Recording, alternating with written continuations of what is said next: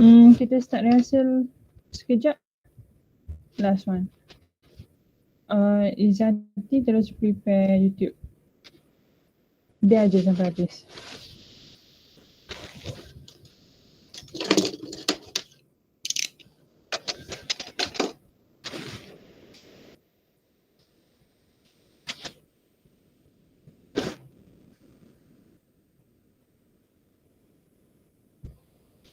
Sekarang tu record dulu kan ni. Sekejap lagi je. Okay.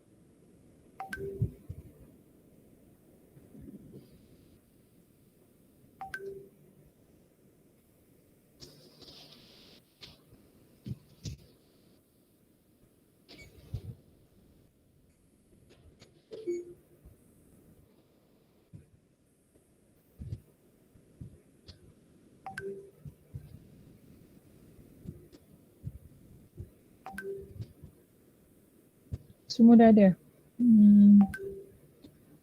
Ni Syafiqah, Akila, Hidayah, Atika.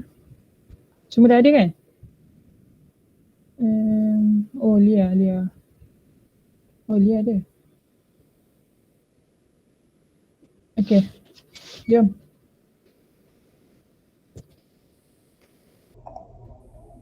Taknya dia.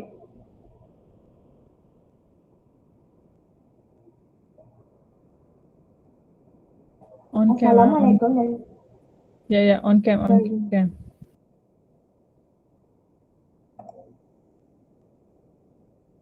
Ni apa ni weh? Rehearsal lah? Okay. Dah? Assalamualaikum dan selamat malam. Sebelum kita memulakan webinar pada hari ini, saya ingin meminta kerjasama anda semua untuk memastikan kelancaran program ini. Diharap semua pelajar dalam keadaan bersedia apabila panel jemputan menyertai sesi ini. Pelajar juga diingatkan untuk mengisi QR code kehadiran yang sedang dipaparkan di skrin anda.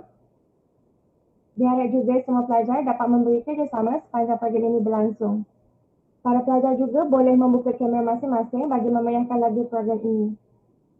Sebarang soalan yang ingin ditujukan kepada panel sepanjang webinar berlangsung boleh ditinggalkan di ruangan komen. Terima kasih atas kerjasama anda. Program akan bermula sebentar lagi. Bismillahirrahmanirrahim. Assalamualaikum warahmatullahi wabarakatuh. Saya ucapkan kepada semua yang bersama-sama dengan saya pada malam ini. Terima kasih kerana sudi melibatkan diri anda dalam webinar Dunia On Container yang diadakan oleh Persatuan Rakan Prihatin UiTM Puncak Alam bersama pelajar Undang-Undang Alam Sekitar Environmental Law 533 UiTM Puncak Alam. Sebelum kita memulakan program ini, izinkan saya untuk memperkenalkan diri. Saya Nurul Azra binti Jami'un merupakan pelajar Environmental Law serta moderator anda pada malam ini. Meladah tangan pohon perkenaan agar majlis berjalan lancar. Sekalung doa kita lafazkan apa dihajat mohon terpancar. Bagi lebih memberkati majlis kita pada malam ini, majlis dengan segala hormatnya menjemput Saudara Badrul Amin bin Johari bagi memimpin bacaan doa. Dipersilakan. Assalamualaikum warahmatullahi wabarakatuh. Al-Fatihah.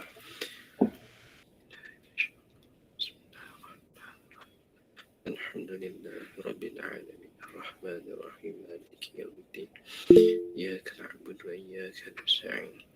Ihdinas siratal mustaqim. Siratal ladzina an'amta 'alaihim ghairil maghdubi 'alaihim waladdallin.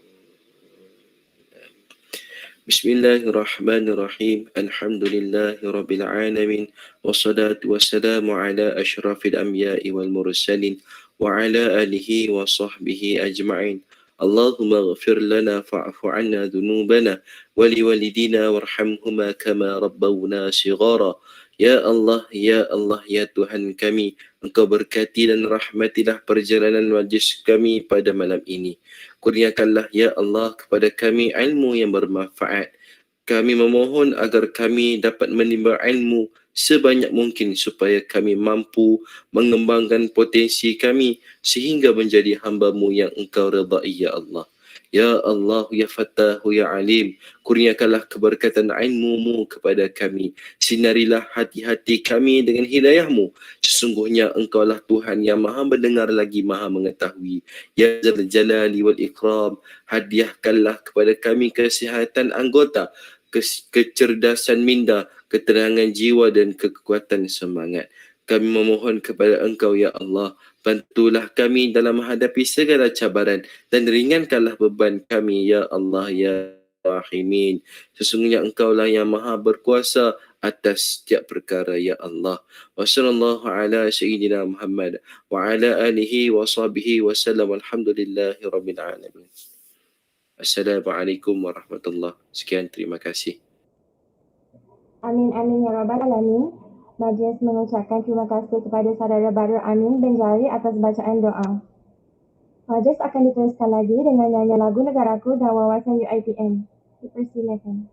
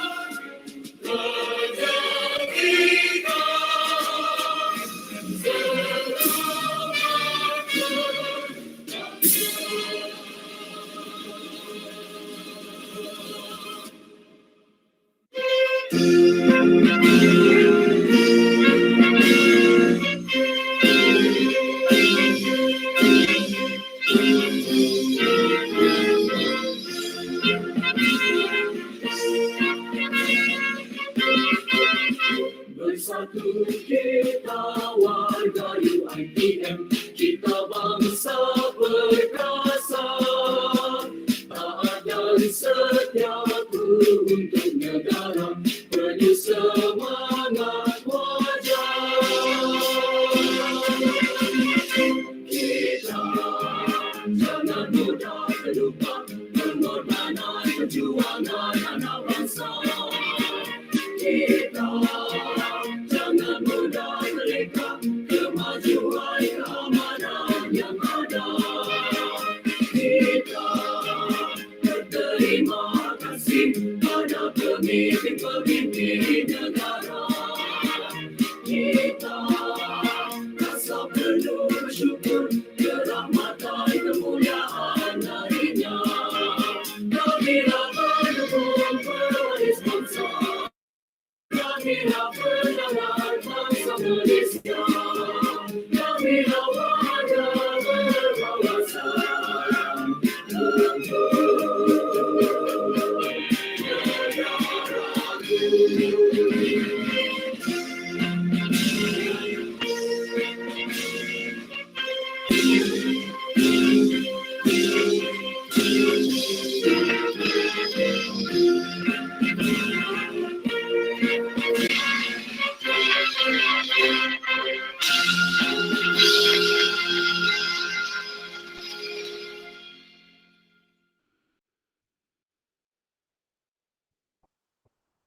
Selamat datang, saya ucapkan kepada Nabi yang on container, dan dalam siri ini saya buka sesi webinar ini dengan membawakan satu topik yang sering kali kita dengar berkaitan tentang semula.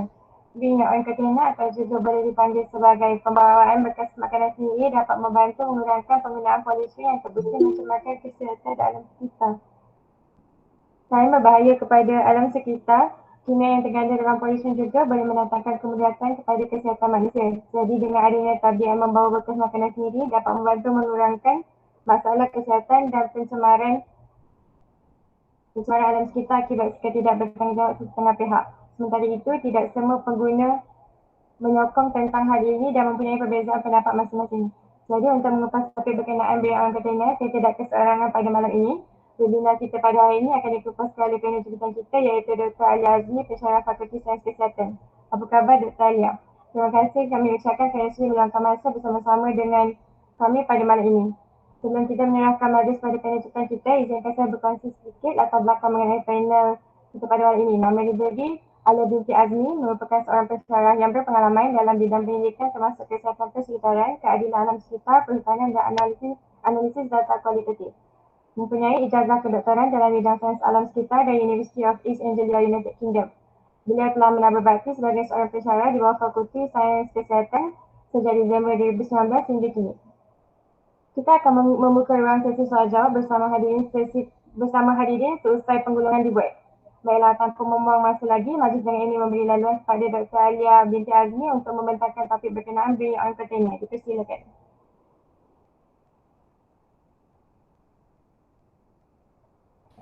Tak apa. Zira terus cakap. Okey. Biar je. Terima kasih diucapkan kepada Dr. Alia atas pembentangan beliau sebentar tadi. Nampaknya di ruang komen sekarang ini terdapat beberapa soalan yang telah diajukan oleh para peserta kita pada malam ini. Jadi saya akan membaca beberapa soalan untuk dijawab oleh Dr. Alia. Dengan berakhirnya sesi soal jawab itu tadi, maka berakhirlah webinar kita pada malam ini. Sebelum melaburkan tirai, saya ingin mengadakan sesi bergambar. Diharapkan panel jemputan dan para peserta bersedia untuk sesi fotografi. Fotografi.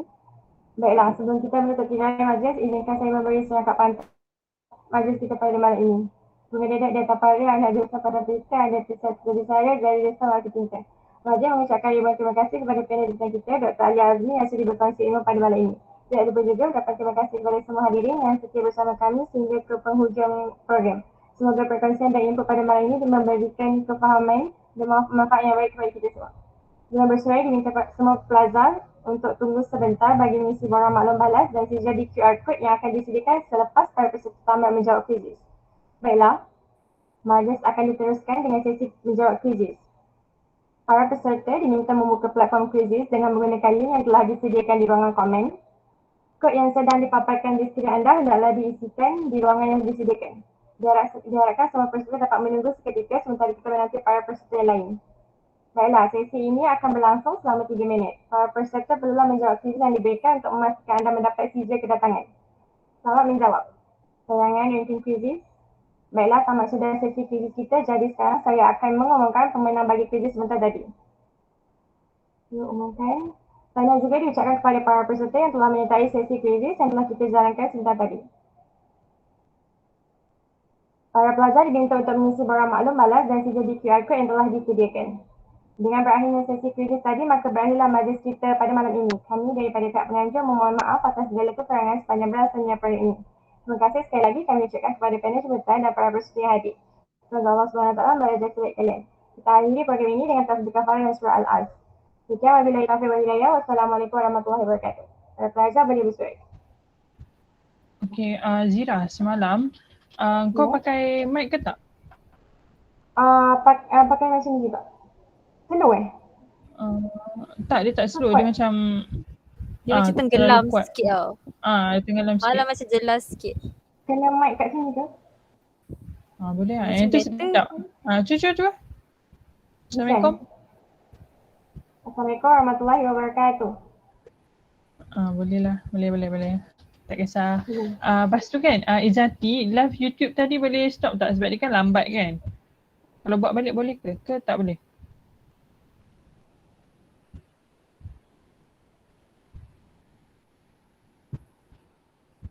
Apa yang lambat, Mastura? Tak apa, biar. Sebab kan yang kita buat ni lambat tau keluar dekat YouTube. Faham tak? Proses dia lambat. Start daripada 8.20, kejap lagi Wani dah accept orang. Dan kita senyap je lah sampai program mula. Okay, Zira, nanti buka grup WhatsApp tau untuk kalau ada question. Kalau orang tak ada question atau orang ada question, sebabkan kau tak boleh baca kan, nanti kita akan paste kat grup untuk kau bacakan. Okay, tu je. Thanks, all the best. Wani boleh accept dah.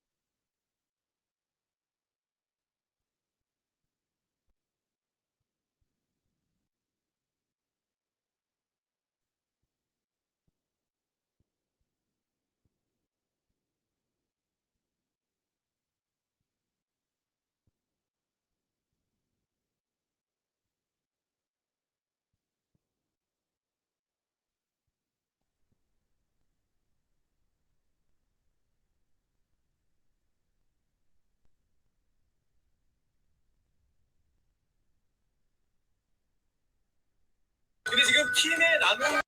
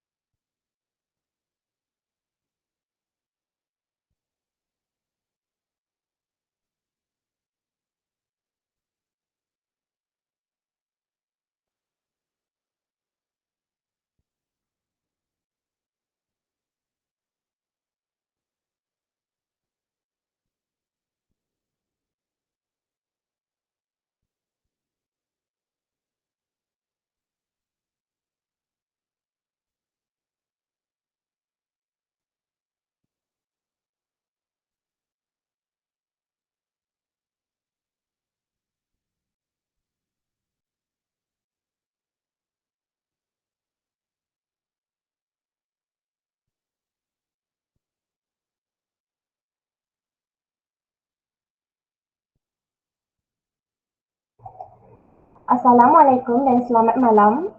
Sebelum kita memulakan webinar pada hari ini, saya ingin meminta kerjasama anda semua untuk memastikan kelancaran program ini. Diharap semua pelajar dalam keadaan bersedia apabila panel jemputan menyertai sesi ini sebentar lagi. Para peserta juga diingatkan untuk mengisi QR code kehadiran yang sudah dipaparkan di skrin anda. Diharap juga semua pelajar dapat memberi kerjasama sepanjang program ini berlangsung. Para pelajar juga boleh membuka kamera masing-masing bagi memeriahkan lagi program ini. Sebarang soalan yang ingin ditujukan kepada panel sepanjang webinar berlangsung, boleh ditinggalkan ruangan komen. Terima kasih atas kerjasama anda. Program akan bermula sebentar lagi.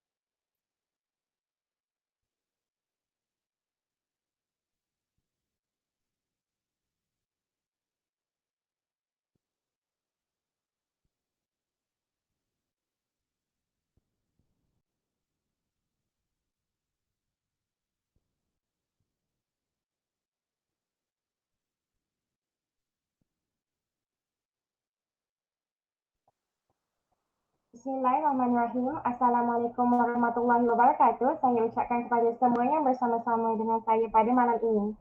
Terima kasih kerana sudi melibatkan diri anda dalam webinar Bring Your Own Container yang dianjurkan oleh Persatuan Rakan Prihatin UiTM Puncak Alam bersama Plaza Undang-Undang Alam Sekitar Environmental Law 533 UiTM Puncak Alam. Sebelum kita memulakan program ini, izinkan saya untuk memperkenalkan diri. Saya Nurul Azra binti Jami'on, merupakan Plaza Environmental Law serta moderator anda pada malam ini. Menadah tangan pohon perkenan agar majlis berjalan lancar. Sekalung doa kita lafazkan apa dihazat mohon terpancar. Bagi lebih memberkati majlis kita pada malam ini, majlis dengan segala hormatnya menjemput saudara Badrul Amin bin Johari bagi memimpin bacaan doa. Dipersilakan.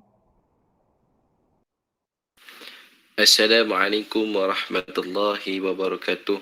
Al-Fatihah.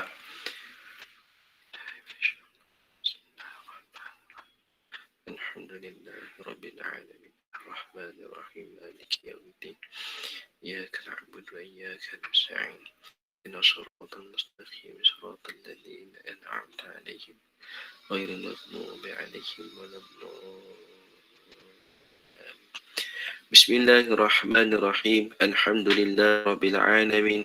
Wassalatu wassalamu ala ashrafil anbiya'i wal mursalin wa ala alihi wa sahbihi ajma'in. Allahumma ghafir lana fa'fu anna dhunubana wa liwalidina warhamhuma kama rabbawna shighara. Ya Allah, ya Tuhan kami, Engkau berkati dan rahmatilah perjalanan majlis kami pada malam ini.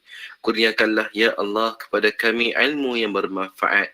Kami memohon agar kami dapat menimba ilmu sebanyak mungkin supaya kami mampu mengembangkan potensi kami sehingga menjadi hamba-Mu yang Engkau redai ya Allah. Ya Allah, ya Fattahu, ya Alim, kurniakanlah keberkatan ilmu-Mu kepada kami. Sinarilah hati-hati kami dengan hidayah-Mu. Sesungguhnya Engkaulah Tuhan yang maha mendengar lagi maha mengetahui. Ya Zal Jalali wal Ikram, hadiahkanlah kepada kami kesihatan anggota, kecerdasan minda, ketenangan jiwa dan kekuatan semangat. Kami memohon kepada Engkau ya Allah, bantulah kami dalam menghadapi segala cabaran dan ringankanlah beban kami ya Allah ya Arhamar Rahimin. Sesungguhnya Engkaulah yang maha berkuasa atas setiap perkara ya Allah. Wa sallallahu ala sayyidina Muhammad wa ala alihi wa sahbihi wa sallam. Alhamdulillahi rabbil alamin. Assalamualaikum warahmatullahi. Sekian, terima kasih. Amin, amin ya rabbal alamin. Majlis mengucapkan terima kasih kepada saudara Badrul Amin bin Jahari atas bacaan doa. Majlis akan diteruskan lagi dengan nyanyian lagu Negaraku dan wawasan UiTM. Dipersilakan.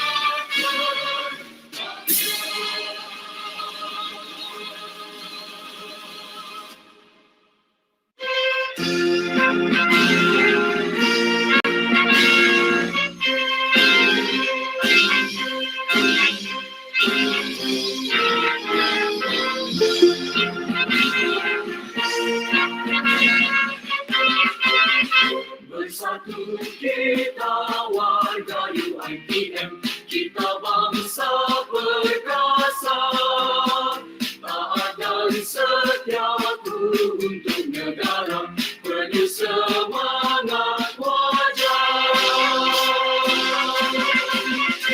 Kita jangan mudah terlupa pengorbanan perjuangan anak bangsa. Kita jangan mudah terleka kemajuan keamanan yang ada. Kita berterima kasih pada pemimpin-pemimpin negara. Kita rasa penuh bersyukur kerahmatan kemuliaan harinya. Kami akan dukung pewaris bangsa. Kamilah pendengar bangsa Malaysia. Kamilah warga berwawasan untuk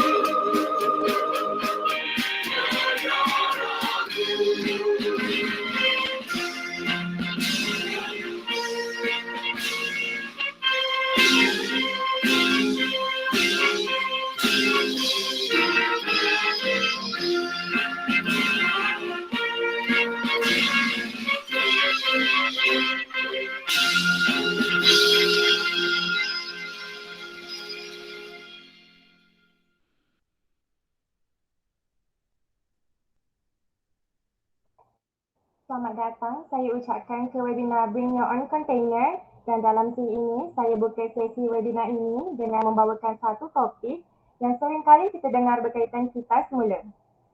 Bring Your Own Container atau juga boleh dipanggil sebagai pembawaan bekas makanan sendiri dapat membantu mengurangkan penggunaan polisrin yang terbukti mencemarkan kesihatan dan alam sekitar. Selain berbahaya kepada alam sekitar, kimia yang terkandung dalam polisrin juga boleh mendatangkan kemudaratan kepada kesihatan manusia. Jadi, dengan adanya tabiat membawa bekal makanan sendiri dapat membantu menekan masalah kesihatan dan pencemaran alam sekitar akibat sikap tidak bertanggungjawab setengah pihak. Sementara itu, tidak semua pengguna menyokong tentang hal ini dan mempunyai perbezaan pendapat masing-masing. Jadi, untuk mengupas topik berkenaan Bring Your Own Container, saya tidak keseorangan pada malam ini. Webinar kita pada hari ini dikupaskan oleh panel jemputan kita iaitu Dr. Alia Azmi, pensyarah Fakulti Sains Kesihatan. Apa khabar Dr. Alia? Hai, Assalamualaikum, khabar baik. Terima kasih kami ucapkan kerana sedia meluangkan masa bersama-sama dengan kami pada malam ini. Sebelum kita menyerahkan majlis pada panel jemputan kita, Izinkan saya berkongsi sedikit latar belakang mengenai panel kita pada malam ini. Nama diberi Alia binti Azmi, merupakan seorang pensyarah yang berpengalaman dalam bidang penyelidikan termasuk kesihatan persekitaran, keadilan alam sekitar, perhutanan dan analisis data kualitatif. Mempunyai ijazah kedoktoran dalam bidang sains alam sekitar dari University of East Anglia, United Kingdom. Beliau juga telah menabur bakti sebagai seorang pensyarah di bawah Fakulti Sains dan Kesihatan sejak Disember 2019 hingga kini. Kita akan membuka ruang sesi soal jawab bersama hadirin seusai penggulungan dibuat. Baiklah, tanpa membuang masa lagi, majlis dengan ini memberi laluan kepada Dr. Alia binti Azmi untuk membentangkan topik berkenaan belinya on container. Dipersilakan. Alright, thank you Azira. Shall I share my screen ataupun you guys not share? Oh, okay, great. So, Assalamualaikum and a very good evening. So, I forgot to ask the organizer whether this is to be in English ataupun Bahasa Melayu. So, I do apologize. Is it okay kalau I present in Bahasa Inggeris? That's fine? Okay? Alright. Boleh eh? Alright, thank you so much. Alright, so Assalamualaikum and very good. I think I've said that already. Good evening. My name is Alia. I've only been with UiTM for a short while. I think this is technically 2 years almost on the dot that I've been teaching with UiTM. Previously, I was also a student of UiTM before I did my doctorate in environmental science. In any case, when I was contacted to do this particular topic on bring your own container, really, I struggled a little bit because the topic of, environmental issues, issue of plastics, waste and stuff like that is actually really, really big. So it's difficult to pinpoint exactly where to start, especially in I'd say a 1 hour or 45 minutes kind of talk. But I'm going to try and do that. So kalau if I were to talk too fast, kalau cepat sangat, so please let me know. And kalau tak clear, beritahu eh. So is my voice okay? Alright. Alright, great. So next. Alright. So let's just start with a bit of science, vanilla said a little bit. I know you guys are environmental law students. I'm assuming from Faculty Pengurusan Perniagaan, is that it? Betul. Mostly? Yeah. So we are basically living on Earth, and Earth is part of the biosphere, let's just say. So what we need to know, basically, we have the atmosphere, we have the hydrosphere, we have the lithosphere, which is Earth, the soil. Now, every single component of our biosphere, the air, water, earth, these are all providing very, very important resources. Resources yang kita pakai. And these resources are actually self-sustaining. Now, what that means is that these resources doesn't require human interruption, doesn't require human to help. It will sustain by itself. For instance, kalau plants, kita tanam pokok and the plant take up nutrient from the soil. So what happened is that we don't technically need to put in fertilizer because over time, with the accumulation of dead organic matter, dead leaves, dead animals, the decomposition process will slowly akan distribute balik the nutrients lost by the soil due to plant uptake. The same goes with atmosphere. Atmosphere, the oxygen that we have, that we are breathing in right now, is produced by plants, phytoplankton, and also air, water, whatever it is that is in the ocean or lakes, due to high temperature or climate, it evaporates, it goes up to the air, and then come back down again as rain. So every single resources that we have right now is self-sustaining, so we don't have to do anything about it. And for humans, all of these resources are actually known as ecosystem services. Now, ecosystem services, next. Okay, ecosystem services ada 4. There are 4 types: supporting services, provisioning services, regulating services, and cultural services. If you don't know about this, just to give it to context, ecosystem services are the term we use to put a value on the different services provided by our biosphere ataupun our ecosystem. Alright, supporting services macam nutrient cycling, evolution, formation of soil. Soil formation comes from organic matter, and also rocks and grits yang dah pecah, that it ends up becoming soil. And then we also have where human beings rely on this a lot: food, fresh water, fuel, genetic resources, which is very important. Contoh tomato, whatever food yang kita makan, that is made up from thousands, if not millions, of different genetic resources. And then we also have regulating services. You know, the ecosystem is regulating its own climate, floods, diseases, pollination. Also important sebab setengah pokok tak boleh nak hidup or tak boleh nak berbuah without pollination from the bees. And finally, we have cultural services, religious. Certain religion relies on, you know, the environment or the ecosystem, ecotourism as well, recreational purposes as well. I think COVID-19, I'm sure we've all experienced it. It has shown how important it is, the environment is to the people. I think when the PKP ended, or basically we are allowed to leave the house, everyone flocked to pergi sungai, pergi hutan, you know, and go to the beach because we've been cooped up too long. So ecosystem services doesn't just provide, you know, tangible services macam food or water, but also provide those untangible or subtle services macam for recreation purpose, you know, provides a place for us to release stress, for mental health. Now all of this, empat-empat ni, actually have its own value. Unfortunately, the calculation for that is actually very, very complicated, which is what I'm not going to go through today. But the reason why I highlighted this next is that we are now treating Earth as a commodity. Rarely we look at it that way. Kita tak fikir pun yang Earth ni is a commodity that, you know, that we use, yang kita ambil, that we exploit. But that is exactly what we're doing. Earth is a commodity. We are exploiting it because it provides us with renewable resources, non-renewable resources, fossil fuel, air, water, plants, you know, agriculture, vegetation. However, though, even though much earlier, Earth is self-sustaining, but at the rate where we're going right now, due to fast population growth, natural resources consumption is unsustainable and making Earth a finite resource, meaning it's very limited. So it is self-sustaining. Over time, they will replenish its own resources, but we are using too fast. Next. Which brings us to the problem of overconsumption. Now, if you study environmental science, I'm not 100% sure, you know, what exactly that you've studied in FEP, but since you studied environmental law, I know you understand the basic of what's going on in the environment. If not on the general science, but more on the legal side of things. But in environmental science or research on environmental science or climate change research, there are a lot of different questions that we are trying to answer related to how to improve the environment, what can we do.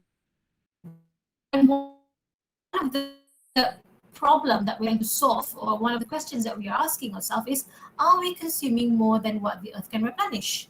Are we taking in too much to the point where Earth tak boleh nak keep up? Next.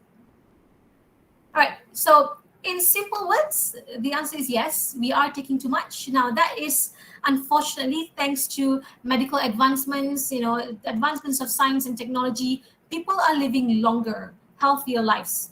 Or well, if not healthy pun, you know, we have medications to help us live longer. You know, we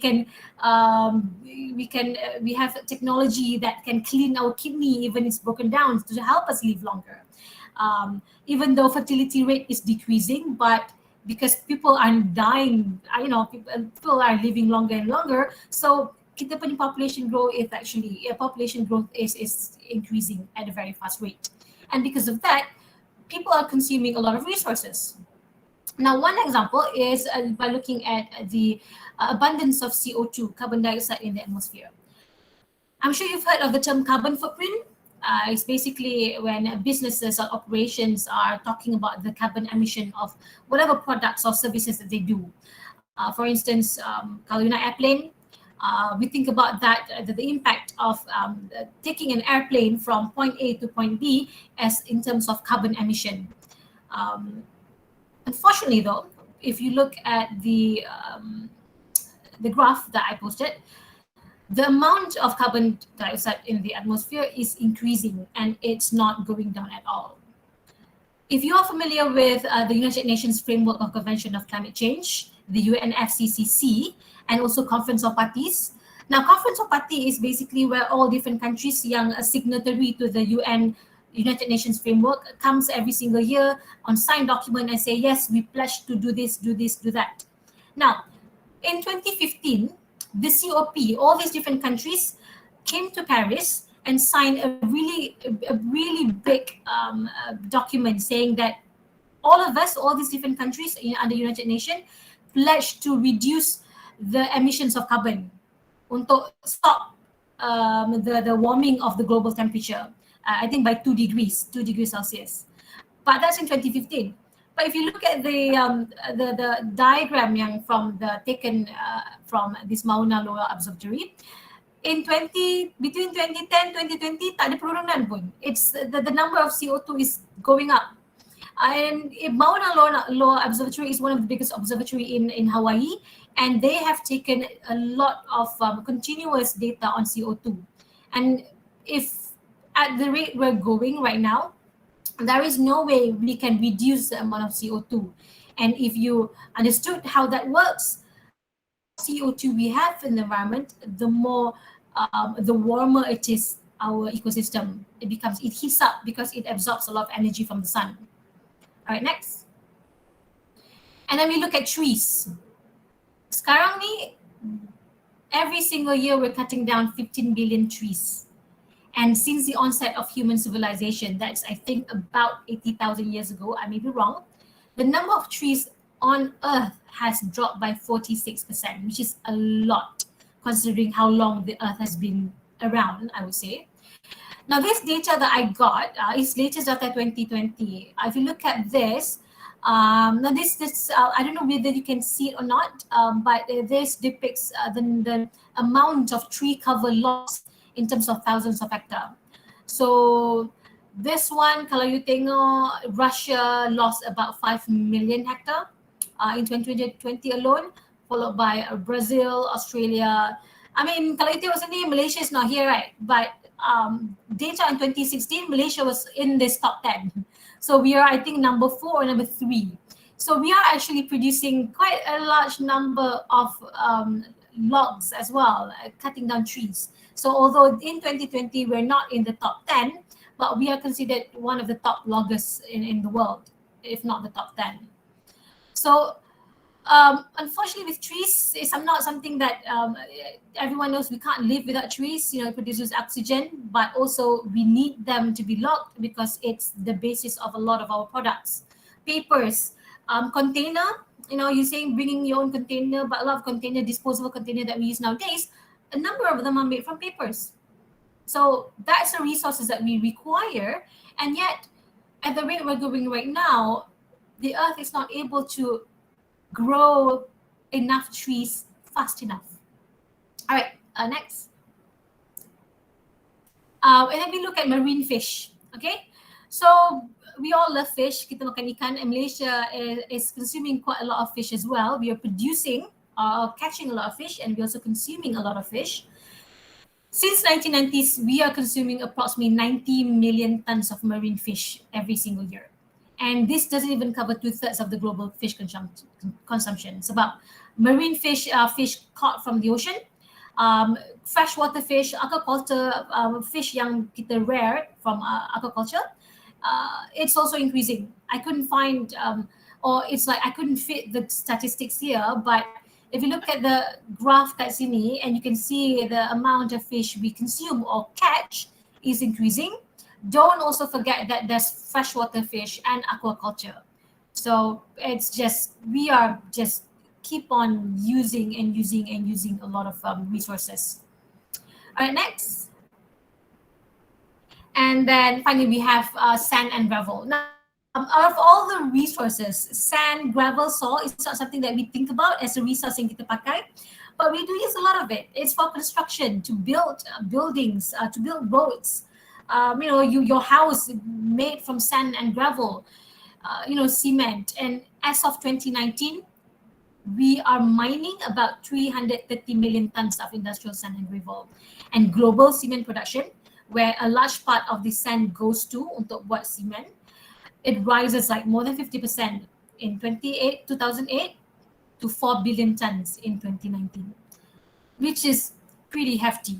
But unfortunately, for most of us, we don't really see it. We live every single day. I live in Sumanjaya and I drove to work to Puncak Alam. Sand mining as a resource that we take, it's not something we see every day, but it's there. We are taking in resources banyak, and the CO2 that we produce, the trees that we take in, the sand that we are mining up, these are just some of the resources that we're taking in. There is really not enough time for me to talk about the different resources yang kita use, but this is just some of the more critical ones that I think that we don't really think about, but we do know at the back of our head. Right, next.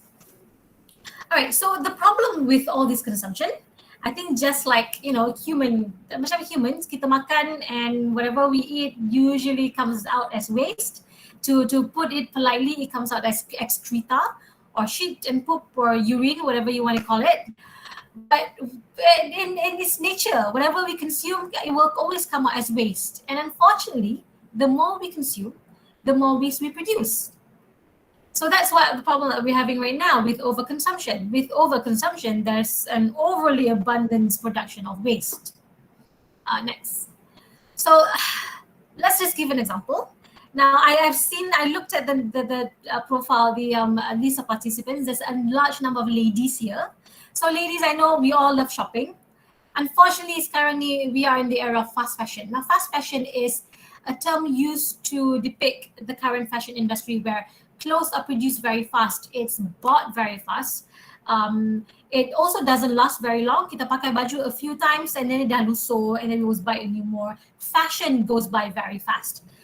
If you look at Paris Fashion Week, for instance, that's held yearly. Fashion changes from Paris Fashion Week to Milan Fashion Week and whatever. And so whatever you buy today may no longer be in fashion in 6 more months. We don't really think about it very much, but a lot of the stuff kita beli are actually pushed by the fast fashion industry. You wear jeans. It used to be that we wear low cut skinny jeans, but now it's about high cuts and loose jeans with maybe ada cuts ataupun what do you get, the knees and stuff like that, multiple types of jeans, bell bottom jeans or whatever, and different types of t-shirts as well, and tudung. Let's not even talk about tudung. Every single day, if you look at Instagram or Twitter, or if you follow whatever social media, there's this constant bombard of advertisement yang kata, oh, tudung brand ni, and then baju brand ni, Muslimah fashion, stuff like that. And Muslimah fashion, yes, you can think of it, oh, it's a good thing, it aims toward Muslimah, but to be fairly honest, any single fashion can be Muslimah fashion as long as it covers everything. So there's the fact that it gears towards Muslimah is basically to push all these Muslimah to buy more this specific type of fashion, and it is part of fast fashion as well. Targeted advertising to a very specific group of people. Fashions for breastfeeding mothers, for instance. Now the thing is, the fashion industry is responsible for more annual carbon emissions than all international flights and maritime shipping combined. Maritime shipping is the amount of ships yang pass through our ocean memang sangat-sangat banyak. Now imagine, despite all the international flights we take, despite all the ships are in the ocean, fashion industry is still producing more carbon emissions than all this our flight and ship. To put into context, 10,000 liter of water is needed to produce 1 kilogram of cotton. That's 3,000 liter per one t-shirt. And all of this is also producing wastewater. So fashion industry produces 20% of global wastewater, which is really bad. Why? Because fashion industry wastewater is polluted. It has dyes, it has certain toxic chemicals that is used to produce certain kind of pants or certain kind of fabric. Contoh kalau macam what's the term that we use? Distress. Jeans yang dah distress, yang color faded apa semua tu.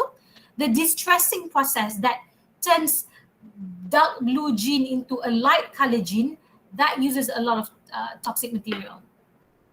And unfortunately, more than half of our clothing always end up in landfill.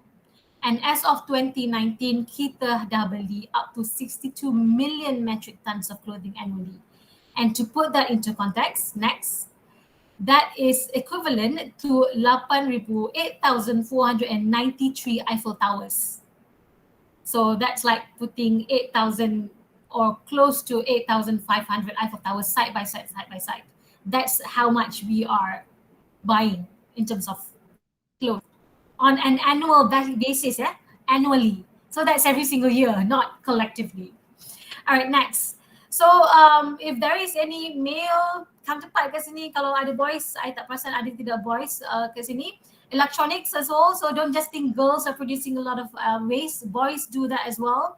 So we have electronics whereby you buy headphones. Unfortunately, sekarang electronics are built not to last, but it's built only to last for several years. Apple MacBook, very, very, very expensive laptop, only lasts up to 5 years. If you use MacBook for more than 5 years, it dies on you. It starts to heat up, and you can't really open multiple apps on it at the same time. Handphones, always competition means there's very, very different brands producing state-of-the-art technology. 4, maybe 5. I don't know. In the future, we have 10 cameras on single handphone. Who knows? We used to have flip phones. Now it's like normal handphone like this, and then we're back to a flip phone again, thanks to Samsung. But yeah, so all of this are producing a lot of e-waste, electronic waste. And as of 2019, we have produced up to 53.6 million metric tons of e-waste.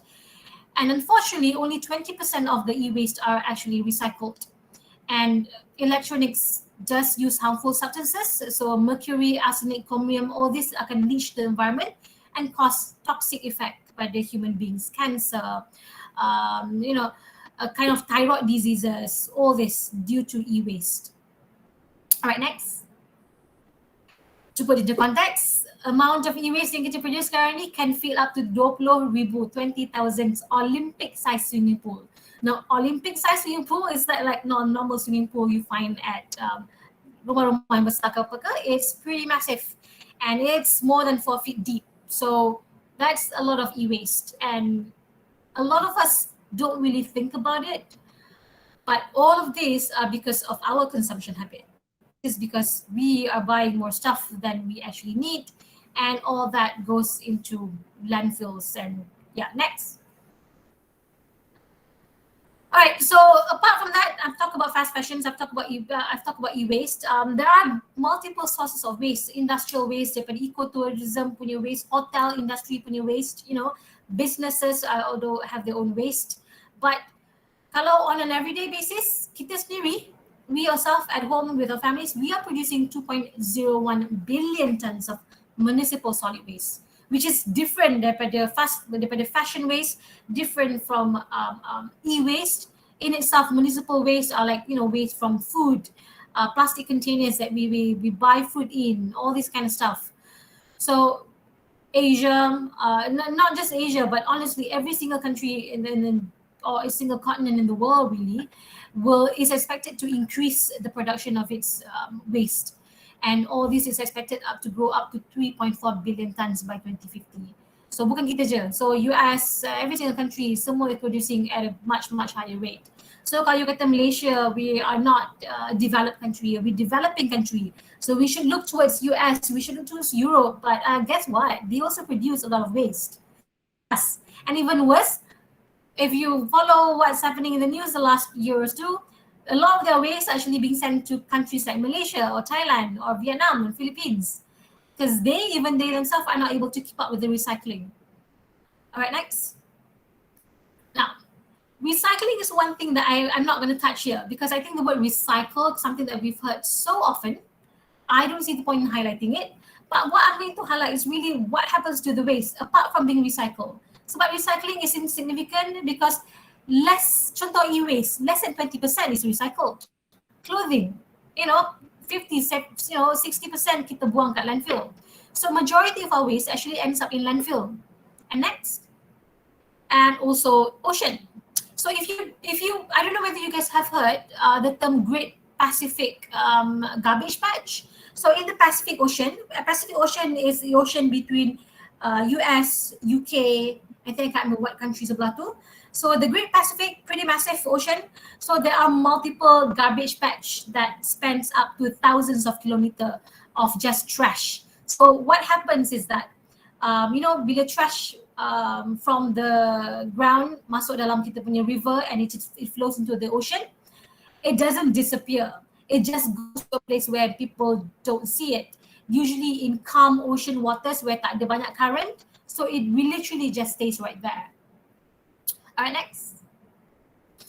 So why plastics? Well, largely to do why I highlight plastic is because obviously related to the title of your talk, which is bring your own container. But I think plastic is one of the most widely used container, most widely used material today, because it is in pretty much every single thing we use. Banyak. Our watches sometimes are made of plastics. Clothing, some parts of it are made from plastic material. And kita punya cups, wherever we use, you know, kita punya bottles of shampoo, plastics, those are plastics.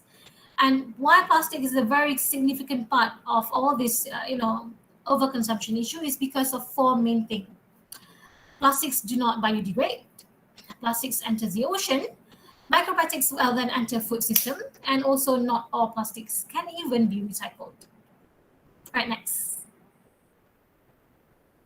Okay, so to give a much clearer picture, as of right now, kita dah create 8.3 billion metric tons of plastic. Now, I got this infographic from University of Georgia. So if you Google it, you can actually find it like everywhere online. But this gives a really, really clear picture of how much plastic kita dah pakai. So that's 8.3 billion metric tons. That's about 822,000, not 8,000, but 800,000 Eiffel Towers. And that's also equivalent to 25,000 Empire State Building, 80 million blue.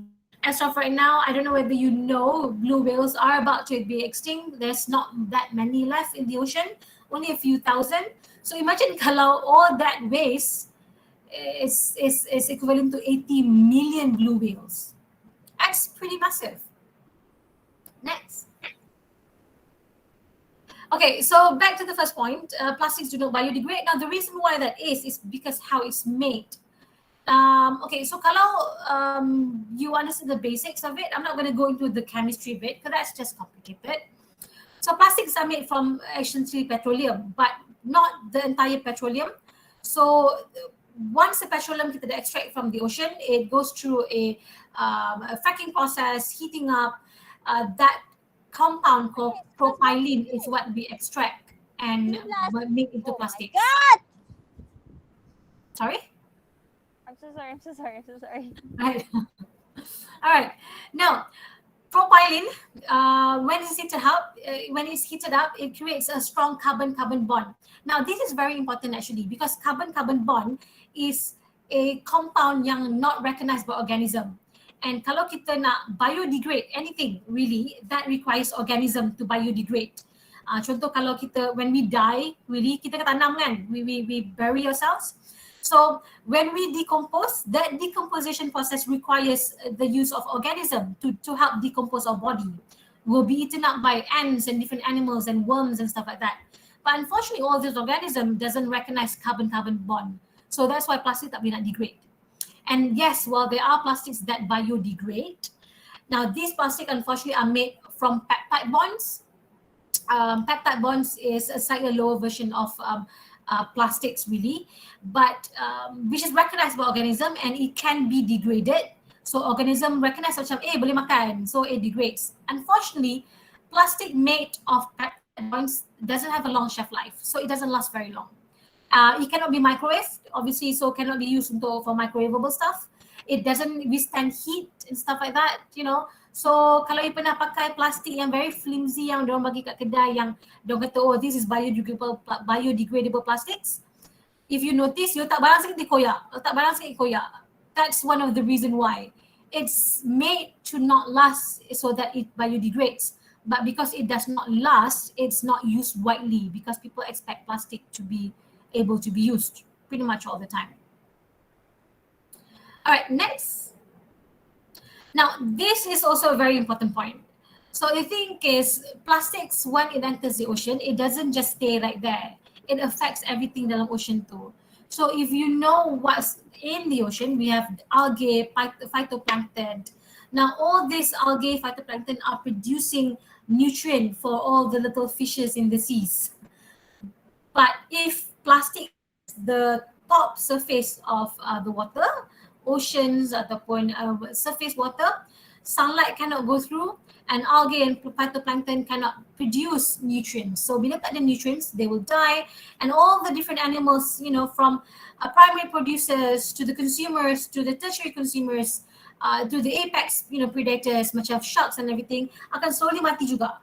Sebab it's a cycle, isn't it? And kita pun slowly over time kita akan fikir macam kenapa tak ada ikan? Well, that's because we have a lot of trash dekat dalam, you know, we keep throwing sampah dekat dalam ocean, and then phytoplankton cannot get sunlight, they die. When they die, small fishes die, bigger fishes die. And eventually kita pun akan mati juga. Too bad. Next. All right, so another point that we have to be worried with is not because of how the plastics affect the marine life, but also because how it affects us. Now, kita generally we are taught that trees are important sebab pokok produce oxygen. But the trees only produce 30% je of the overall oxygen in the atmosphere. What's producing oxygen yang paling banyak, over 70% of it, is marine plants, phytoplanktons. And the image right here yang I tunjuk ni, yang I posted up here, is an image of Prochlorococcus. This is a type of phytoplankton that can release tons and tons and tons of oxygen in the atmosphere. Dan only satu titik air can fit in millions of all this type of phytoplankton, berjuta-juta. So imagine how much oxygen they actually produce. Very much more than the trees in fact. So yeah, if they cannot produce, if they cannot produce nutrient from sunlight, that means they also cannot produce oxygen. And that what happens if the biggest source of oxygen producer dies? We will all then be in a lot of trouble. All right, are you guys okay? Am I going too fast? Okay. Okay, Kak. All right. So next, tak payah lah, dah nak habis pun. Alright, so microplastics. Now this is another problem. Plastics, like I said, they do not biodegrade. But what it can do is that it can break down into smaller pieces of microplastic. Very, very, very small. So microplastics are actually plastics that are less than 5 millimeter in size, but it can be in the form of micrometer, which is smaller than the diameter of kita punya rambut, lagi kecil daripada tu. So most of the time kita tak sedar pun kita makan microplastics, and can be easily ingested. Now, in environmental science research, researchers are not yet 100% sure how microplastic boleh affect kita punya human health. So it's still being explored. People are still doing research on that. But what we do know is that for smaller organisms, microplastic can block their gastrointestinal tract and cause death. Ikan makan plastik, that's big plastics. So imagine smaller organisms that eat microplastics. The same thing happens, they will slowly die over time. And for humans really, we believe that microplastics can bind to toxic chemical.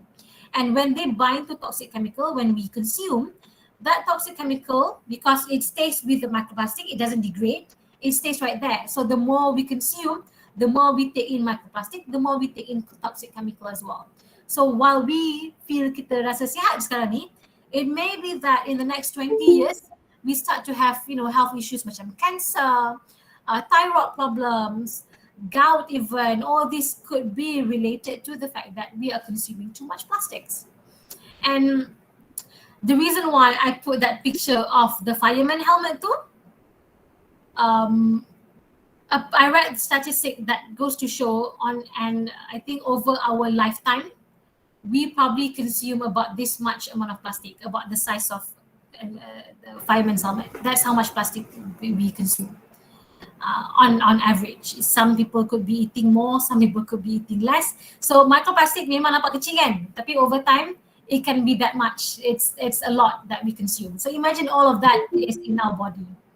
That's a huge amount of plastics. All right, next. Now, non-recycled plastics. So this is what I meant by the problem that we're having. Because we are consuming a lot of resources, producing a lot of plastics, tapi not all this plastic can actually be recycled. You know, kalau kita makan ubat, those blister yang ubat yang kita macam pop out ubat, yang Panadol and stuff like that, yang the aluminium blister tu, I don't know whether I can find it. Yeah, something like this. Yang where the ubat is there to protect the medication. That is made from plastic and that is not recyclable. Sama juga dengan when you wrap papers for birthday presents and stuff. Wrapping papers that has a plastic lining, plastic side to it, that is not recyclable. Ribbons, plastic ribbons are not recyclable. Cling wraps tak boleh nak recycle. You know that stuff that you use into to stuff in kotak for packages, you know, to prevent breakage of you punya fragile stuff. That bubble yang you suka tap tutup tu, that one cannot be recycled as well. So a lot of different stuff that you are using sekarang ni actually tak boleh recycle pun. And so far, only 8% of the plastic that we produce has actually been recycled. So even in the Europe and the US, they are not able to recycle a lot of their plastics, which is why in order to prevent people from getting angry, they have to slyly ataupun, you know, subtly send a lot of their non-recycled plastics to different parts of the world. And for developing countries like us, because by sending their plastics to us, they have to pay us.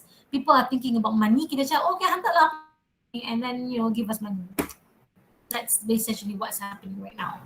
They have the money for it, but because the technology needed to recycle plastic is either very, very advanced and very costly, so it's not very cost effective. All right. So again, with recycling, even though there are plastics that can be recycled, the process is actually quite expensive. So if you look at it from an economic sense, not worth it. So it's actually cheaper to just throw everything in landfill sebenarnya. So the thing is with this kind of issue, once you take into account politics and economics, then a lot of, you know, problem becomes bigger. All right, next. All right, so I've come to the end part of my talk, really. So I think the final question is, what can we do? There are a lot of different methods ataupun actions we can take, but I'm only highlighting 3 of the main ones. I think the most important yang I rasa student macam korang, student like you guys, can actually start. And the first is to urge political actions. We voted our prime minister, we voted the politicians in power for a specific reason, and this is why they should serve us. So which is why, sebagai youth, you have to take action. It doesn't matter lah. I'm not telling you to go out and picketing or demonstrating right now, but there's a lot of different things that you can do by writing to your politicians, you know, creating events macam ni, webinars, and creating events, big events that you know, gather a lot of people together, signed referendums. All this stuff may seem very simple, but if everyone does it, can actually urge a lot of political action. So unfortunately, how the world works is that even though we are the ones who vote the politicians in power, they are the ones who held a lot of control, they are the ones who decide which agenda to push in parliament. So what we want is for them to lobby environmental friendly policies. We have a lot of laws on environment, I'm sure you know, but I'm sure you know very well as well. There's a lot of different climate-based policies that we have yet to implement. Banyak tak ada. What about carbon emissions? What about polluter pay principle or evaluation of ecosystem services? Benda tu, we do have policy, but we don't have legal act to protect us from that. Even forestry policy pun, dia kata, forest ataupun hutan simpan tak boleh cannot be touched. But if you were to read the forestry policies, one thing that still gets me every time when I read that is the definition for what is hutan simpan. According to the legal act, hutan simpan is land designated as hutan simpan. So the land doesn't necessarily have to have trees on it. So kalau land tu kosong, tak ada pokok, then if it's designated legally as hutan simpan, it is considered as hutan simpan. Now imagine when politicians say that we have 50% hutan simpan or 50% forest cover, or we have so and so much hectare of hutan simpan. Do you mean literal hutan or pokok on land, or actual land gazetted as hutan simpan? So a lot of different issues macam tu actually affects sort of how we do things. So the same goes with plastics and the use of containers, reducing plastics. It requires political action and lobbying from the politicians. Next.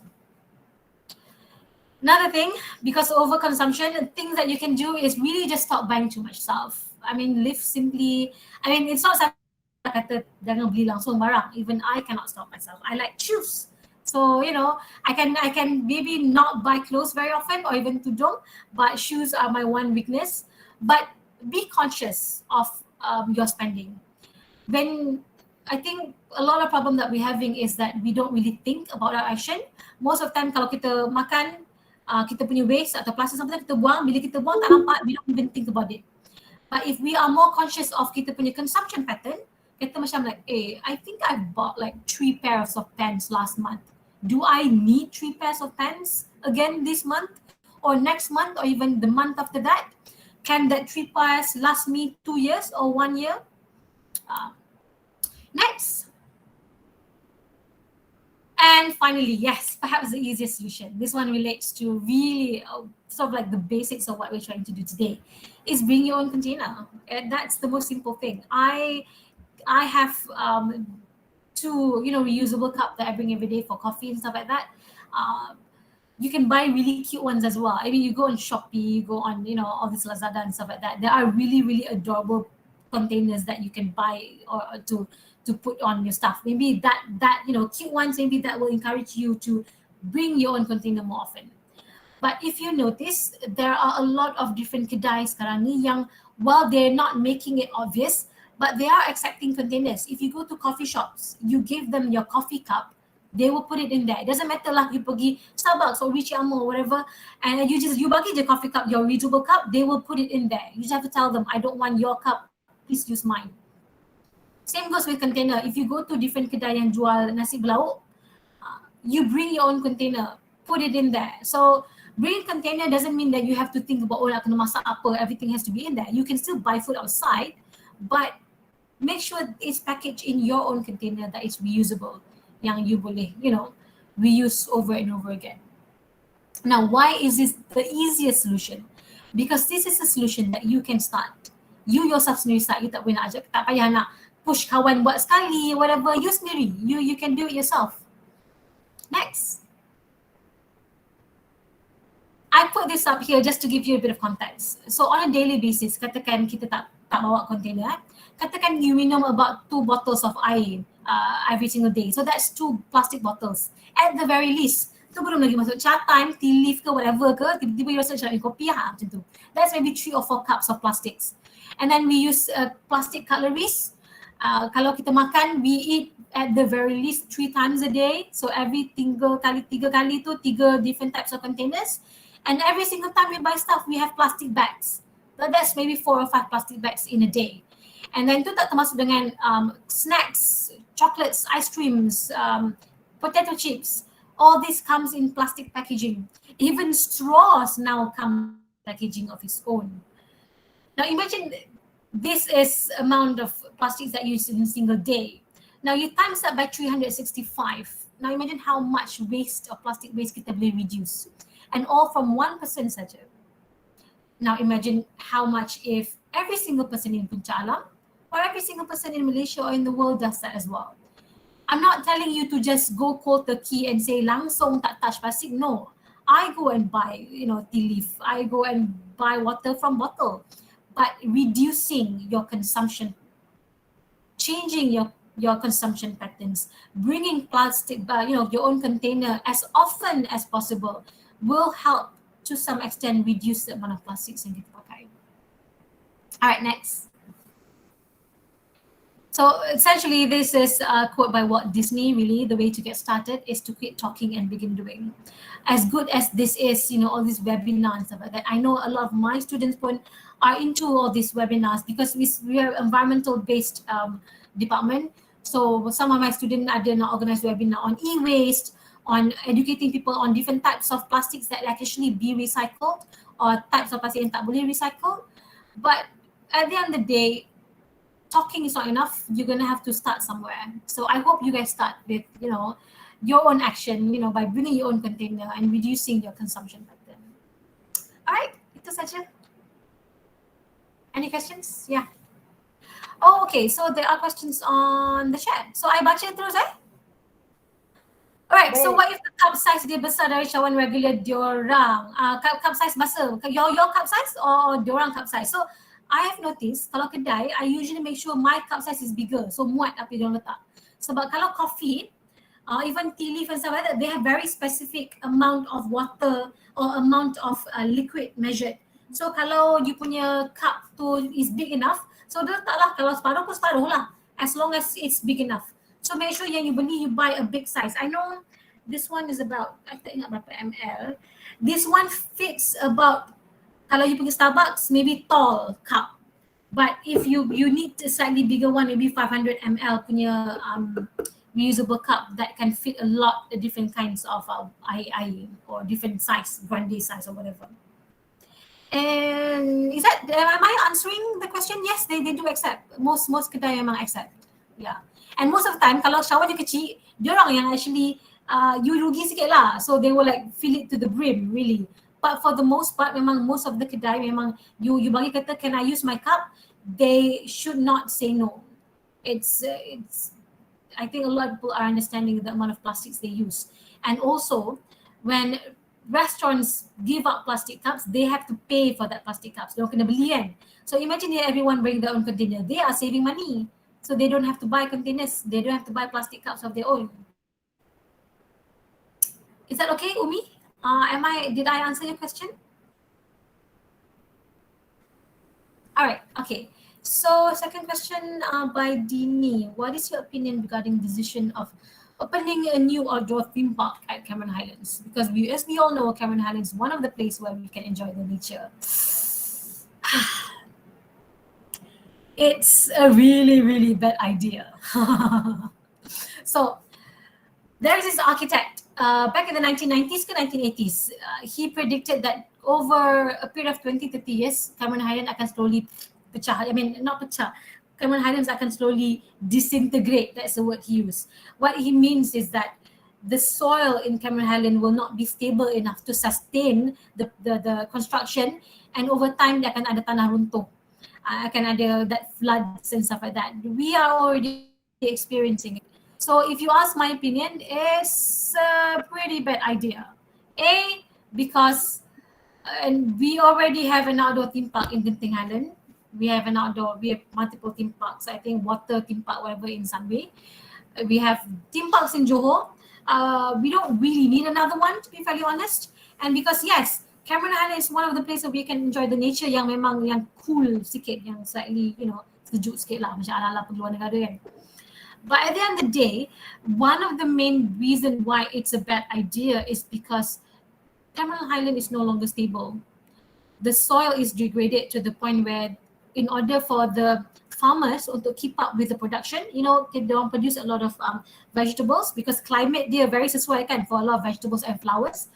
They have to use a lot of soil additives, a lot of fertilizer, artificial ones, because the soil is very, very degraded already.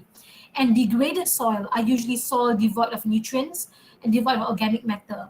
And soil yang tak ada organic matter, it's not able to sustain a lot of impact. So senang, that's why they senang jadi tanah runtuh. I gave a talk once to a bunch of people on forestry issues. There was this an NGO, I cannot remember the name of NGO. NGO ni has been tasked by the Pahang government untuk rehabilitate soil dekat Cameron Highland. Because what happened was over years, there is one patch of Cameron Highland yang memang tak boleh nak tanam apa-apa pun because the soil has already been degraded. But when they go in there untuk do rehabilitation process, they realize that all they needed is time. They needed about 10, 20 years for the soil to rehabilitate by itself. Kita tak payah buat apa pun. Which is why I say kita punya biosphere ni is self-sustaining. Technically, we don't have to do anything. But sebab we are needing a lot of land, they are pushing rehabilitation. That's why it's unsustainable. So yeah, I mean, if they want to open a new outdoor theme park, I'd say good luck. We'll just see what's going to happen in the next few years. All right. Is that okay? All right. So we have another question, Nurin Misha. How can we change normalization of using plastics? Because we know that without plastics, we wouldn't have clothes we are wearing or even materials we use for cars. Yes. With that, people will always keep on using plastics. That's the thing. Plastic is a very, very important part of kita punya daily lives. It's pretty much in everything. And like I said, I'm not saying avoid plastic altogether. That's pretty impossible. It ties up to my main message it is reducing consumption.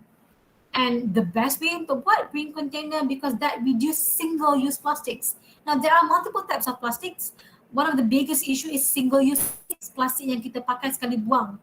Because that is what makes up a lot of the waste kita punya kat landfill and the ocean. Plastic materials used for cars, yes. Tapi you tengoklah kita pakai what? 10 years? 8 years? 9 years? So that in itself bagi I, the benefit outweighs the cons really. But for single-use plastic, really, what's the benefit? Kita sekali pakai and then kita terus buang. When you can easily bring your own container, you can easily bring your own Tupperware ke apa ke. So it's difficult to change people punya perception. There is no way, I'm telling you, unless kalau macam tiba-tiba there is an apocalypse and suddenly all the plastics in the world disappear.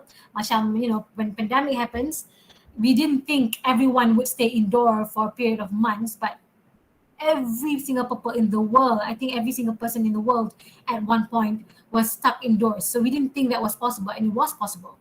But kalau plastics pula, it's difficult because it's in the everyday makeup of stuff, clothing and cars and stuff like that. Which is why the main message is to reduce consumption, not totally stop. So perhaps by reducing, people akan slowly get used to using less and less plastic. Itu je yang we can start with. Alright?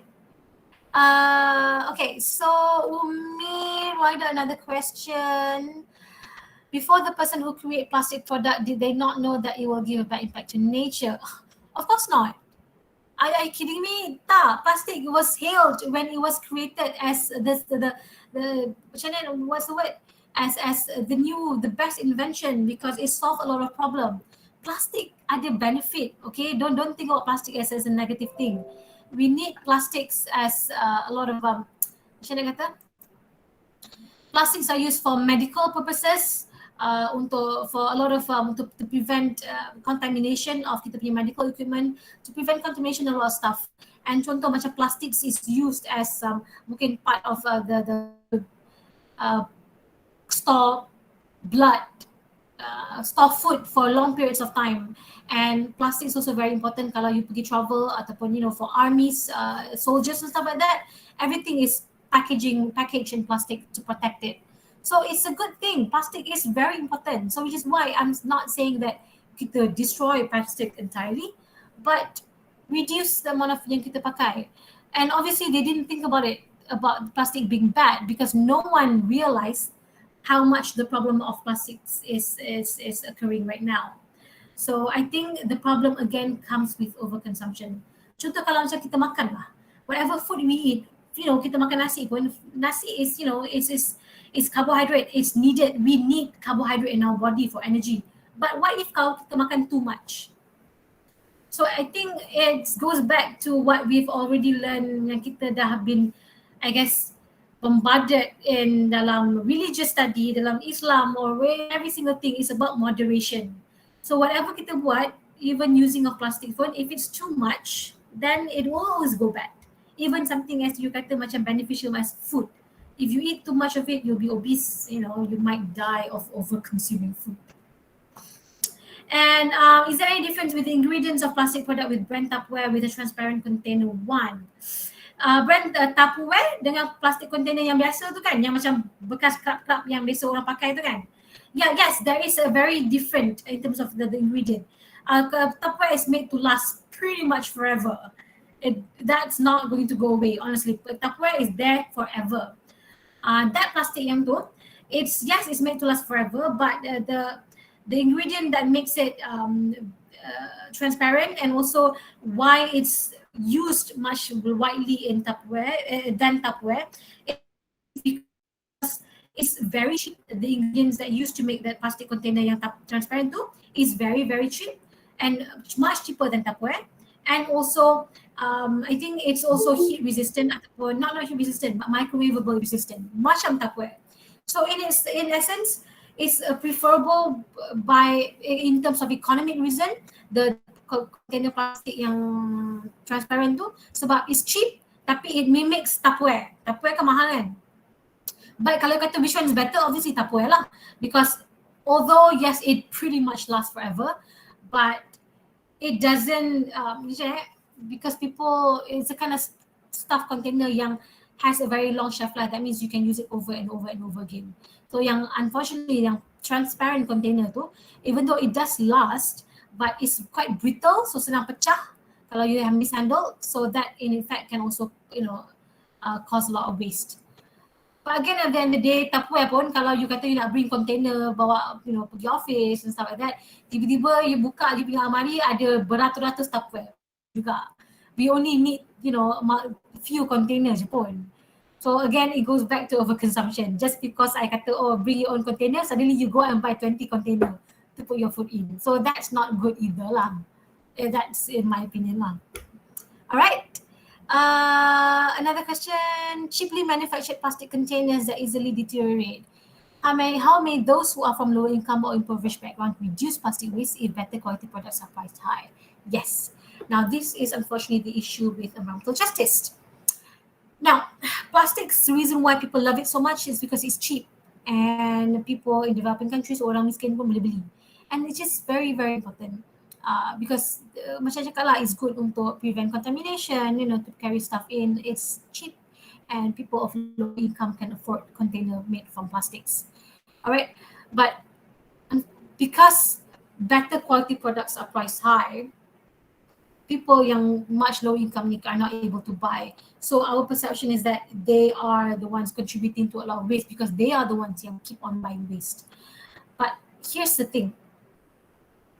If you look in terms of gradient, kalau you kata low income are the one buying more plastics yang cheaply made plastic yang cepat deteriorate because they can't afford it. If you look at the global consumption patterns, rich countries are the one that are consuming a lot more plastics than developing countries. So it contradicts itself. The issue again is not about whether or not you boleh afford to, is how much you pakai. So again, yes, kalau you can afford it, then don't buy the expensive better quality product. But if you boleh afford it, and I'm telling you, I'm sure a number of you, even if not all, a number of you here can afford one reusable cup and one, Tupperware punya container to be used over and over and over again. Okay, so the idea goes in the fact that kalau you think of it from the perspective of lower income, mungkin dia tak boleh afford. But what about those yang can afford it? If they are the ones yang help reduce, the amount of plastics yang kita pakai, then tak kisahlah yang the poor people are not able to afford, we can still manage to reduce the amount of plastic we used. Because don't forget, like I've mentioned, even though you kata the rich people can afford better quality products that last longer, but the point is, do they though? You kata, kalau macam, I have friends who make a lot of money, but they still go out and buy, Starbucks and in the single-use plastic. They still do that for convenience purposes. Diorang malas nak basuh cawan yang reusable and stuff like that. So it's not the idea of yang kaya boleh afford, so they are the ones reducing less. But the way the world works, the richer you are, the more you consume product. And the more you consume product, not just plastic, every single product, phones you buy every single year. The more product you consume, the more waste you produce. Itu je. That's the main thing yang we're having right now. Okay? Does that answer your question, Ira Maya?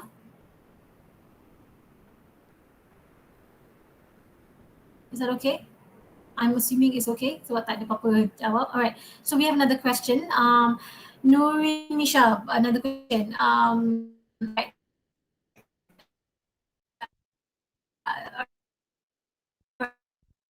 On how bad it will contribute to microplastic pollution. Yes, face mask. Quite bad. And with the advantage, with the rising use of face masks, it does contribute significantly to microplastics. Sebab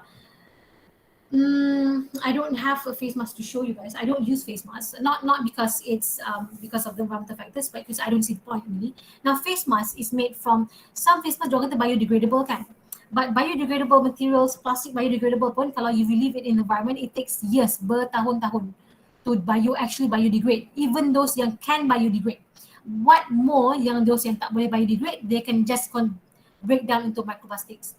Now here's the thing, face mask, it has the mask itself. So kita tak tahu whether or not it's from biodegradable or not, but in any way, it will eventually break down and contribute to microplastics. Sebab again, which is why I said researchers are not fully aware of how big the impact of microplastic is, because it's so difficult to predict how fast this stuff macam face mask, our plastic containers, plastic letak ubat tu, how fast those can break down into microplastic. But we do know that it does break down and it does contribute to microplastic punya pollution. However, together with face mask punya, yang dia punya mask tu, kan face mask is is soaked in serum. That serum is also another problem that we have to be concerned with. Sebab most of the time you pap kat muka and you tanggal, you buang. But the resulting serum on the face mask is actually, kalau you collect over time, is bad for the environment juga. So you may not think about sikit-sikit, but what if, every single person dalam your class pakai face mask? So that over time, in the period of 365, days, can accumulate. So, I mean, I'm not saying don't use face mask, but try not to use it very often. And to be fairly honest, kalau you tengok face mask tu sendiri, it's soaked in serum. So if you just buy the serum, letak ke tempek kat muka pun boleh je, sama je. But I know that using face mask give this very pleasing sensation kan, like macam self-care and stuff like that. So yeah, perhaps you can invest in a reusable face mask or whatever you can wash. I don't know, is there any? All right, does that answer your question? Is that okay? Yes. Thank you, Doctor. All right, welcome. Any other questions? Ada apa lagi tak? Yes, Doctor, there's a few questions. Yes. Okay, do you think it's possible for someone to have a long-term habit to implement bring your own container? And what should we be striving for? Sorry, can you boleh repeat tak? Macam tak clear. Do you think it's possible for someone to have a long-term habit to implement bring your own container? What should we be striving for? Do I think it's possible? I'm sorry, boleh type tak? Macam tak clear. Yeah. Is it in the chat? No. So I tak clear sangat you punya voice. Sorry, Azira.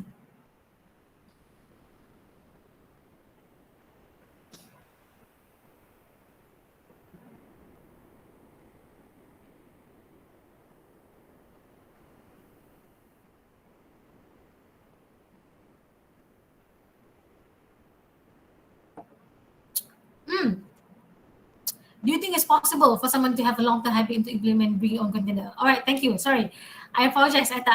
Your voice is not very clear. But what should we be striving for? Start small. So please don't be too ambitious. So over time, you probably you probably like macam kalau you ambitious sangat, go out sekarang ni and buy 20 Tupperware, you probably were not using it. So start small. Like cawan, I have dua yang I use over time. Cute ones, buy cute container ke apa ke. But I do say the best way to make it a habit is to always keep it with you. And What's the word? The reward and punishment system. So contoh kalau macam you bring plastic bag, yang reusable plastic bag pergi shopping kan. So what I do is, kalau I tak ada reusable plastic bag, I either tak beli langsung barang or I beli and I have to carry everything. So that's the punishment thing. You sort of like self punish yourself. So sama juga dengan makanan. Kalau you tak ada, you don't bring your own, cup during that day. You don't buy coffee that day, like or food even. Takkan jangan tak makan. But still, the idea is that you start small. Start maybe with a cup. Kalau you are the kind of person that loves coffee and you like buying coffee from Cik Amor ke, atau beli kedai kopi dekat, apa nama kedai kopi yang dekat tu Cik Alam yang di bawah FSK 24 tu, yang Far East or whatever tu, Half East tu, which is a very weird name for a shop, I tell you. But kan dia dijual IP besar tu kan. So if you don't have your own cup, then maybe share with a friend, ataupun don't buy tea that day, I suppose. When I first started bring my own stuff, I bawa food from home, so that's in my own Tupperware, and I always bring this kind of cup from home juga lah.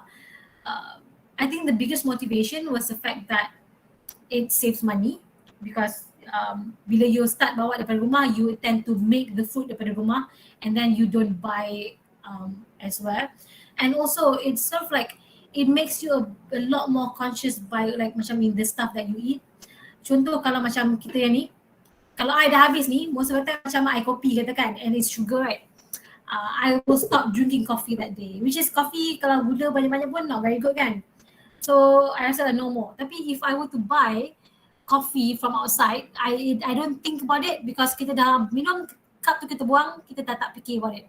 So consumption kita pun macam we don't really think about how much sugar ataupun coffee we consume.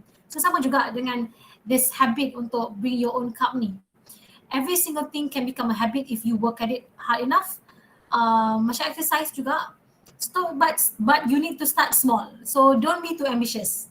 Start with something yang macam a cup. So depending on what you like. Kalau you suka beli makanan dekat cafeteria, yang like hotel punya cafeteria tu kan, and they do serve quite good what do you call it, nasi berlauk, then just make sure there is always a container dekat dalam you punya bag every single day.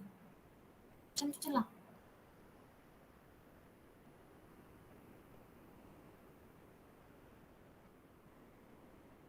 Alright, any other question? Does that answer you your question? I hope it does. I hope I tak adalah merepek banyak sangat. Yes, I have a few questions. Sorry, Azra? Yeah. Sorry. Actually, we have another 2 questions. Do you okay with it? Okay, Are you yeah, with it? it's fine. Yeah. So daripada Fatin Natasha, how long can we use plastic container? Pretty much forever. It's forever. Forever until nanti. The best way untuk tengok whether or not plastic container tu dah tak boleh pakai, if it's the colour dia dah discoloured ataupun dia dah start macam ada, what's the word? When you touch something dia dah break down tu, you boleh rasa container tu dia dah macam terhakis, then you can say tak pakai. But plastic container, as long as tak kena panas or you just use it for microwave, it can last for a very, very, very long time. Sangat lama. So again, you just be aware in the sense of dia punya perubahan to the shape of it. Kalau you kena heat kan, it changes shape, then dah tak boleh pakai. Kalau you macam terkena, kalau you touch and then dia macam the side of the container tu, ada residue on your hand, not because of oil but because of the container itself, then you tak boleh pakai lah. But yeah, for the most part, plastic containers yang especially macam Tupperware ke, ataupun even plastic container yang plastic container yang brittle, yang transparent tu, it's made to last for a very, very long time. And the only reason kita tak pakai because kadang-kadang dia pecah, itu je. And are you finding that more people are drawn to an environmental lifestyle as awareness about the climate crisis rises? I think people are aware, people are becoming more aware, but drawn to an environmental lifestyle, I'm not sure, to be fairly honest. Um, it's difficult to say. I think largely to do with the community that we live in sekarang ni. I do know that action does not necessarily translate to being aware. So some people, dorang kata, oh, they know about climate crisis, but they don't really do anything about it.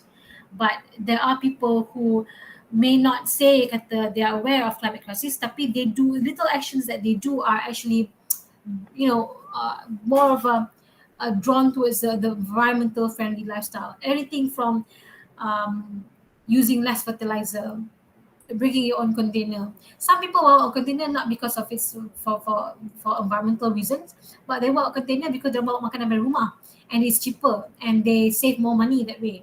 But it is an environmentally friendly punya lifestyle. So it's difficult to say really why we do things that we do, but a lot of the stuff yang kita guna sekarang ni macam organic food, talking about like tak ada additive and stuff like that. All those, kalau in the bigger picture, are very environmental friendly lifestyle, and people are drawn to that. But people don't think of it as saving the environment, but people tend to think of it as saving themselves. Bawa container, I have a friend yang memang hari-hari bawa bekal, tapi the reason why dia bawa bekal is to save money. So that is self-serving. Also another friend that likes to eat organic food. So organic food dia kata is good because it prevents because all these different buah yang guna chemical fertilizer, which is also toxic, can cause cancer. Again, self-serving, but in essence, that is also environmental friendly lifestyle. So people are drawn to environmental friendly lifestyle. Maybe a large part of it is due to health reason. So if you can being healthy with being environmental friendly, I'm sure more and more people will start acting toward it. But I think the idea is that people kata, oh, you have to be environmental friendly. People kata tree huggers or no more plastic. That's what we have to avoid totally.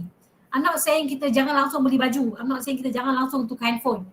But I'm just saying kita reduce how often we buy. Reduce how often kita use single-use plastic.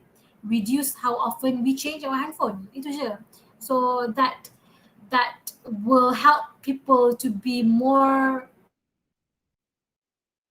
to be less adverse atau be more attracted to that kind of environmental lifestyle. So orang akan tak susah pun sebenarnya. You just reduce or change little bits of your punya lifestyle. Is that okay? Does that answer your question? Yeah, all right. Thank you. Okay, so when to keep things from animals like ants, is it better to use container like Tupperware atau glass? Kalau semua I can't remember. I remember my grandmother, what she used to do is talam tu, letak container tengah-tengah tu, dalam dekat talam tu letak air. So that prevents ants. So I'm not sure whether orang Tupperware atau glass has any pro and con, but I do know that ants are attracted to scent and I think certain compounds produced in food. So kalau another way to prevent that is to either put that container in another container bigger yang macam in ada a bit of water, or make sure it's tightly closed. So kalau container Tupperware you tutup rapat macam glass, because glass tutup rapat sebab dia berat. So if you can find a Tupperware that does the same as well, then either or is good.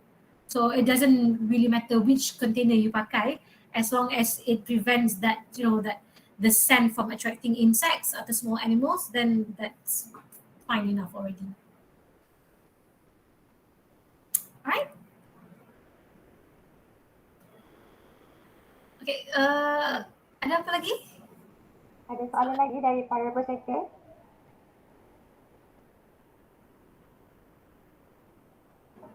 Baiklah, jika tiada soalan yang ingin diajukan lagi, dengan ini saya tutup sesi soal jawab bersama Dr. Alia. Terima kasih diucapkan kepada Dr. Alia atas kedatangan beliau sebentar tadi. Dengan berakhirnya sesi soal jawab itu tadi, maka berakhirlah webinar kita pada malam ini. Sebelum melabuhkan tirai, saya ingin mengadakan sesi bergambar. Diharapkan panel jemputan dan para peserta bersedia untuk sesi fotografi. Para peserta boleh buka kamera. Fotografi. Okay, Okay, ready? 1, 2, 3. Okay, the second one. 1, 2, 3.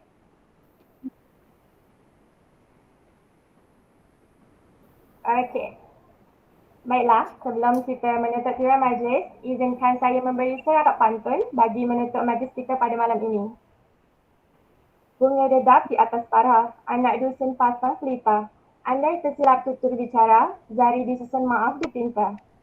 Majlis mengucapkan ribuan terima kasih kepada panel jemputan kita, Dr. Alia Azmi yang sudi berkongsi ilmu pada malam ini. Tidak lupa juga ucapan terima kasih kepada semua hadirin yang setia bersama kami sehingga ke penghujung program. Semoga perkongsian dan input yang diberikan pada malam ini memberikan kefahaman dan manfaat yang baik kepada kita semua. Sebelum bersurai, diminta semua pelajar untuk tunggu sebentar bagi mengisi borang maklum balas dan sijil QR code yang akan disediakan selepas para peserta tamat menjawab QUIZIZZ. Alright, so I guess that's my cue to go. Okay, thank you everyone. Thank you organizer dengan Thank Azra you for so much, inviting me. Dr. Alright, Thank you, bye. Dr.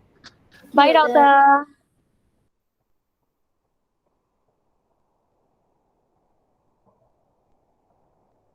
Baiklah, majlis akan diteruskan dengan sesi menjawab QUIZIZZ. Para peserta diminta membuka platform QUIZIZZ dengan menggunakan link yang telah disediakan di ruangan komen.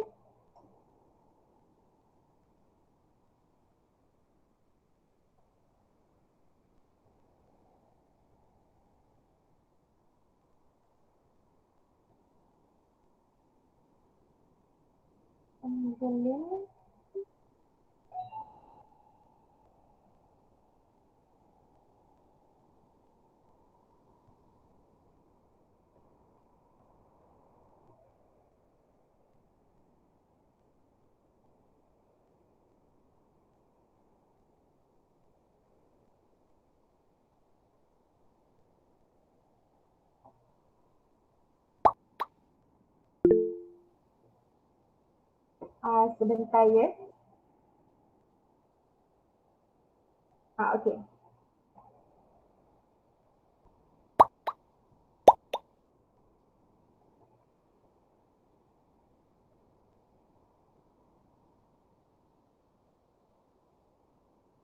Kod yang dipaparkan di skrin anda hendaklah diisikan di ruangan yang disediakan.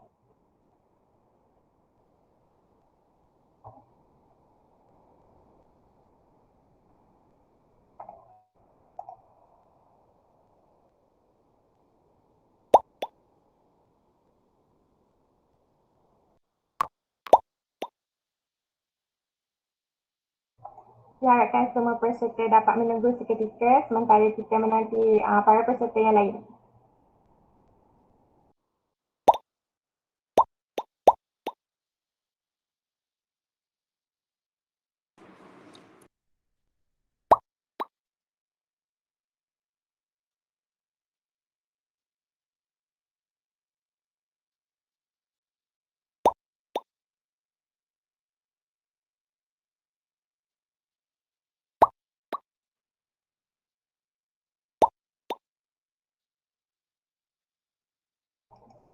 Para peserta diharapkan untuk join QUIZIZZ supaya korang boleh dapat e-certificate tu. Okay.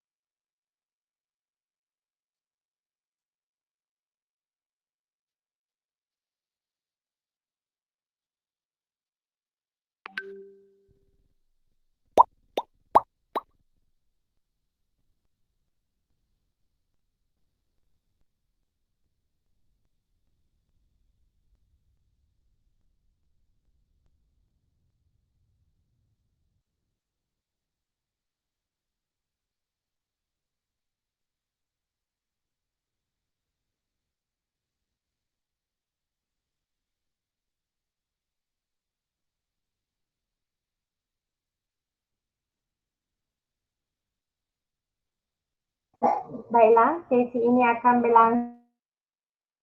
Para peserta perlulah menjawab kuiziz yang diberikan untuk memastikan anda mendapat sijil kedatangan. Selamat menjawab.